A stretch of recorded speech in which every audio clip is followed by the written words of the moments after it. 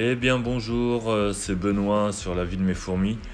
Là ça va être un petit suivi de mes colonies, le numéro 7. Vous pouvez déjà apercevoir du changement hein, avec ce gros bac, on verra plus en détail tout à l'heure. Allez, on fait un petit tour. Alors on va commencer par les Lasus Niger. Elles sont en tube. Maintenant j'ai mis le tube en fait dans une aire de chasse Ferrero, histoire qu'elles aient un peu plus de place pour aller chasser. En ce moment elles sortent plus la nuit. Elles sont, c'est encore on va dire une semi-diapose là. Donc elles bougent pas beaucoup, elles ont fait un petit escalier pour passer la capsule que je leur ai mis à l'entrée. Il y a des naissances.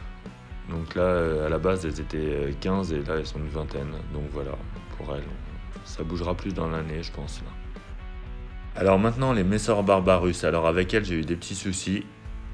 L'erreur de débutant de les avoir mis dans un nid beaucoup trop grand, on me l'a dit, je le savais, je l'avais lu. Je suis têtu, j'aime bien voir par moi-même, je l'ai vu, donc je les ai vus aussi mourir un peu les unes après les autres, j'en ai perdu quelques-unes. À la base, elles étaient 16, maintenant elles sont 8. Je les ai remis en tube à essai. La reine commence à répondre. Elles sont actives. Là, c'est tout frais le tube à essai. Le nid, le tube à essai dans l'aire de chasse, c'est tout frais. Il n'y a plus de graines. Elles sont en train de. Là, maintenant, elles ont commencé à les remplir.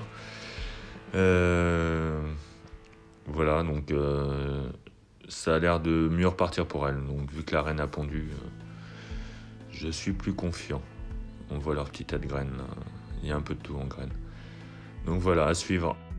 Les Crématogaster scutellaris. Alors elles sont actives. Comme je dis à chaque fois, ça gigote pas mal. Donc là, on peut les voir au sommet de leur aire de chasse. Elles aiment bien s'y promener. La dernière fois, j'avais posé un grillon dessus. Depuis, elles n'arrêtent pas d'y passer. Voilà, le nid fait en plâtre et ciment blanc.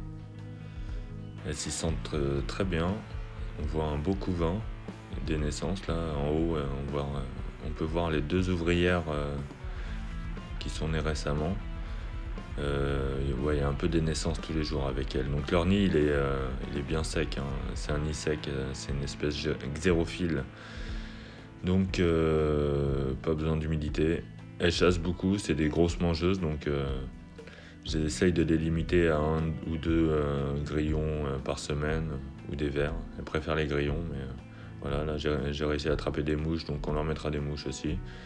Du liquide sucré aussi, et elles boivent beaucoup, donc le réservoir obligatoire dans l'aire de chasse. Voilà, elles ont un tuyau qui passe de l'aire de chasse qui va jusqu'à leur nid. Elles aiment bien gambader. J'aime beaucoup cette espèce. La fondation de Camponotus vagus. Alors c'est une gyne et ses 2 ouvrières. Et justement la gyne nous a fait une petite surprise pendant le tournage. Elle a profité de me voir arriver avec le téléphone pour se mettre à pondre. Donc c'est super cool de sa part. Là on peut la voir avec son ouvrière, celle-là je l'appelle pâte cassée parce que en fait quand je l'ai reçue elle avait une pâte cassée, elle se l'est mangée. Et j'ai remarqué que c'était toujours elle qui s'occupait des œufs, des nymphes et tout quoi. En fait voilà. Donc c'est elle qui s'occupe de la nurserie. Voilà, là vous pouvez voir la gyne en train de pondre. On voit l'œuf qui sort de son gastre, on va dire gastre, je sais pas le mot exact, je vais pas dire l'autre mot. C'était vraiment sympa à voir. Quoi. Donc je vous en fais profiter. Et n'hésitez pas à donner à me laisser ce que vous en pensez en commentaire. Hein.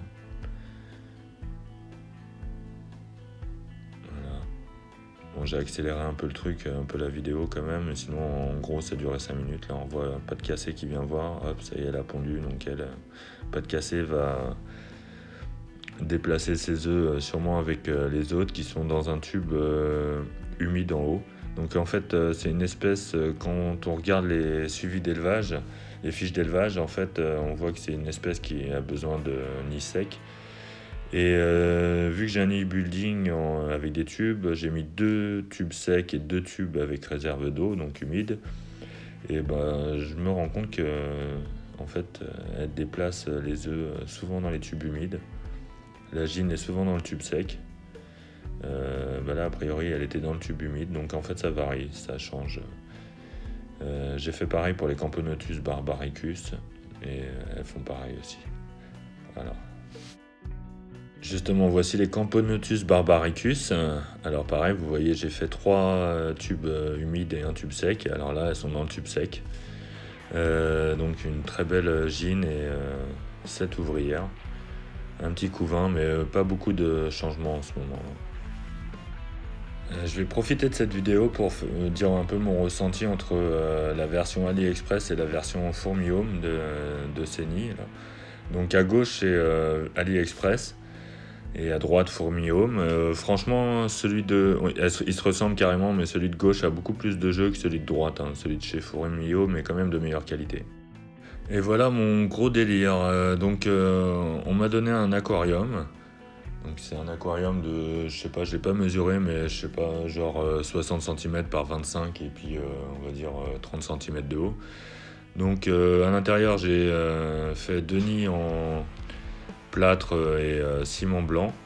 Ils sont raccordés par des tubes transparents. J'ai fait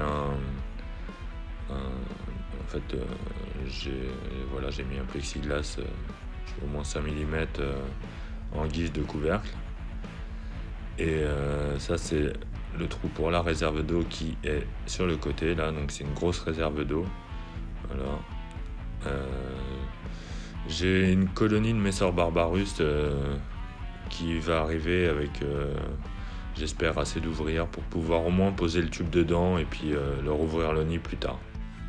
Alors là, c'est une gyne Messor barbarus que j'ai reçue en cadeau suite à une commande la commande des crématogastères scutellaris chez fourmicity.com. Donc là, on peut voir qu'elle a pondu, mais je l'ai reçue seule. Donc quand on la reçoit seule, c'est une espèce claustrale. Donc on n'a pas besoin de nourrir tant qu'elle n'a pas d'ouvrière. Il ne faut pas la nourrir tant qu'elle n'a pas d'ouvrière. Donc là, j'attends que les œufs éclosent, qu'elle ait ses premières ouvrières. Et je la nourrirai avec quelques graines pour commencer. Donc voilà, elle, je la laisse dans le noir, enroulée de papier d'alu. Elle est posée sur son rack tranquille. Voilà, un beau rack en érable ondé. Alors je vais aussi profiter de cette vidéo pour vous montrer comment je prépare mon liquide sucré. Donc on appelle ça aussi du pseudo-miela. Donc là, je fais un mélange de sirop d'érable et de miel. C'est pas du miel bio, mais vaut mieux un miel bio pour éviter tout pesticide ou autre. Je mélange ça avec pas mal d'eau, histoire que ça sèche pas trop rapidement. Ensuite, pour ce qui est de la préparation pour donner aux fourmis, donc c'est pas compliqué. Je mets le pseudo-miela dans une seringue. Ça, c'est des filtres de cigarettes à rouler. Alors, ils sont pas usagés, c'est des neufs, ils sont encore en sachet et tout. Donc, j'enlève, il y a une pellicule papier autour. Ensuite, je les mets dans des petits, j'appelle ça des porte-tubes en fait, c'est des bouts de plastique où le filtre rentre dedans. Ça s'imbibe super bien et puis ça maintient bien, un peu comme le coton de toute façon. Donc voilà. Là, par exemple, je fais un support avec des chutes de tubes en plastique. Comme ça, je les mets droit parce que je sais pas, c'est marrant de voir les fourmis monter dessus. Et puis ça évite de mettre des flaques de liquide sucré au sol. Voilà. Donc à ça, voilà, là je prends un petit coton, voilà, c'est pareil, je vais l'imbiber de liquide sucré. Bon, il y a plusieurs manières. On peut aussi mettre une goutte directement sur une coupelle. Moi, je préfère ça pour les grosses fourmis pour éviter toute noyade. Sinon, elles auraient tendance à être attirées, à aller dedans et rester collées. Voilà. Donc, dans le fond, là, vous voyez c'est de l'eau gélifiée. En fait, ça, j'utilise. Je le remets un petit peu de temps en temps. Elles aiment bien. On les voit aller dessus. Voilà, ça varie. J'ai des réservoirs, donc voilà. Là, je remets un peu dans une coupelle. Je sais que demain matin, il va en manquer la moitié. Donc, c'est qu'elles aiment ça, quoi. Donc là, je rajoute l'apport de protéines, donc c'est des insectes. Il y a grillons et vers, j'en mets trop. Bien sûr, comme d'habitude, j'en mets toujours trop. Donc c'est des vers et des vers à farine et des grillons. Là, voilà ma deuxième fondation de Camponotus barbaricus. Donc ça vient pareil de chez Antaus. Voilà, là je vais préparer pour les nourrir. Donc bon, ça va là, il n'y a que 3 ouvrières et la gine, donc elles sont pas trop proches, donc il n'y a pas trop de soucis pour ouvrir, enlever. Mais bon, des fois c'est un peu compliqué quand les ouvrières sont un peu énervées. Vaut mieux attendre un peu parce que sinon elles auraient tendance, ça m'est arrivé une fois ou deux qu'il y en a eu une qui s'échappe, après il faut leur courir après avec un pinceau. Puis elles sont rapides, hein. Ça paraît pas comme ça, mais quand elles sautent, c'est vraiment, je pensais avoir le temps, mais on n'a pas le temps. C'est impressionnant comment ça va vite. C'est un bouchon de champagne. Voilà, et je suis parti avec le champagne. Là, j'ai rajouté mon filtre avec le pseudomiella, le liquide secret dessus. Je rajoute le petit bout de papier, on jette rien. Le petit bout de papier du filtre, je le mets là pour éviter de salir le tube en posant un morceau de grillon. Hop, je referme le tube. Elles n'ont pas réussi à se sauver, elles n'ont pas essayé de se sauver. C'est cool. Donc là, on peut les observer un petit peu. Voilà, bon, elles ne se jettent pas dessus, elles ne sont pas affamées. On peut voir que leurs gastres sont assez gros, donc elles sont bien nourries. En tout cas, je vous remercie d'avoir regardé cette vidéo jusqu'au bout, un peu plus longue que d'habitude. Bon, j'ai essayé de faire un effort sur la présentation, sur pas dire trop de conneries. Mais bon, je vous remercie. Et puis, si vous avez des choses à me dire, à me demander, n'hésitez pas en commentaire. Allez, ciao, à plus. Merci.